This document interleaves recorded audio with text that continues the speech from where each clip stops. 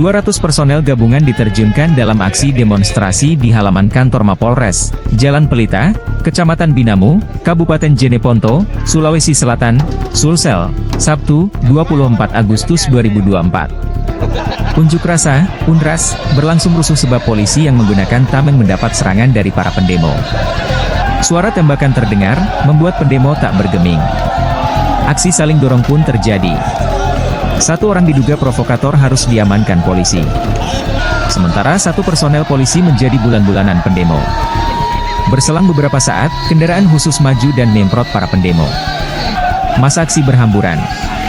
Seluruh pendemo berhasil dipukul mundur setelah kendaraan taktis menyerbu dan menembak ke udara. Rupanya, UNRAS dan suara tembakan tersebut merupakan bagian dari simulasi sistem pengamanan kota, Sispam Kota, jelang Pilkada 2024.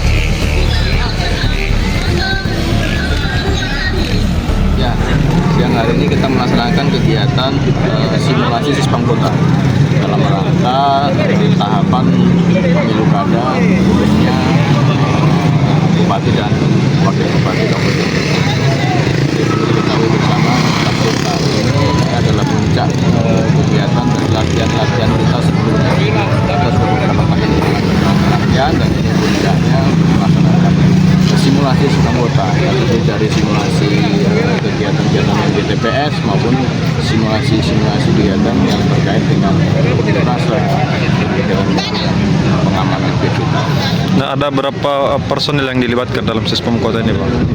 Kegiatan ini kurang lebih 200 personil dari polisi, kemudian kita juga melibatkan dari instansi lain, dari Kodim, kemudian dari Damkar dan dari Satpol PP.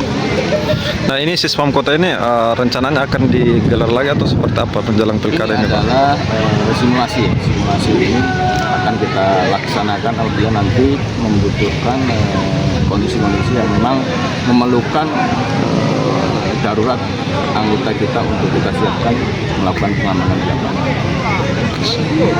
Download Tribun X sekarang, menghadirkan lokal menjadi Indonesia.